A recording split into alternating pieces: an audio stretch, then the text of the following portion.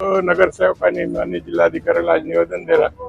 आज सर्वसाधारण सभा होती आणि सर्वसाधारण सभामध्ये मेन मुद्दा आज जे वित्त आयोगाचे 8,16,00,000 आलेले यावर्षी हे पैसे नगरपालिकाने अध्यक्ष आणि मुख्याधिकारी दोघांना संगनमत करून पैसे उचलले। तर हे पैसे गावाचे स्वच्छतेवर काम करणारे लोकांसाठी, दिवाबत्तीसाठी आणि पाणी पुरवठ्यासाठी, पण आज हे तिन्ही कामाच्या शहरात बोजवारा उडाले।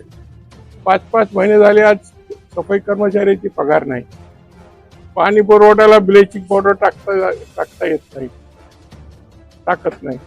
8-8 दिवस गावात पाणी सुटत नाही आणि गावामध्ये सबंध गावामध्ये दिवाबत्ती बंद आहे। लोकांनी आमचे नगरसेवक इब्राहिम अन्सारी यांनी आपले स्वतःच्या खिशातून लाईट लावले। तर अशी गावस्था हे गावामध्ये शहरामध्ये निर्माण झालेली आहे। तर आमची प्रामुख्याने मागणी हेच आहे, हे जे आम्ही जिल्हाधिकाऱ्याला निवेदन दिले की हे 8,16,00,000 जे वित्त आयोगाचे आलेले हे कुठं खर्च झाले? हे पाणी पुरवठ्यासाठी नाही, दिवाबत्तीसाठी नाही, स्वच्छतेसाठी 5-5 महिन्याचा पगार नाही, मग हे पैसे गेले कुठं? याचं उत्तर आज सभागृहामध्ये अध्यक्ष आणि मुख्याधिकारी देऊ शकले नाही। आणि आमचा हेच म्हणणं आहे की हे शासनाचा, केंद्र शासनाचा जे वित्त आयोगाचा निधी आहे, जे विशेष योजनेसाठी आहे, यांची एवढी हिंमत कशी आहे की ते पैसे इतर कामावर वर्क करणं आणि पैसे उचलणं आणि त्याच्या माध्यमातून गावामध्ये असुविधा निर्माण करणं। या संदर्भामध्ये आज जिल्हाधिकाऱ्याला निवेदन आम्ही दिलं, त्याची सखोल चौकशी करतो म्हणून त्यांनी आश्वासन दिलं।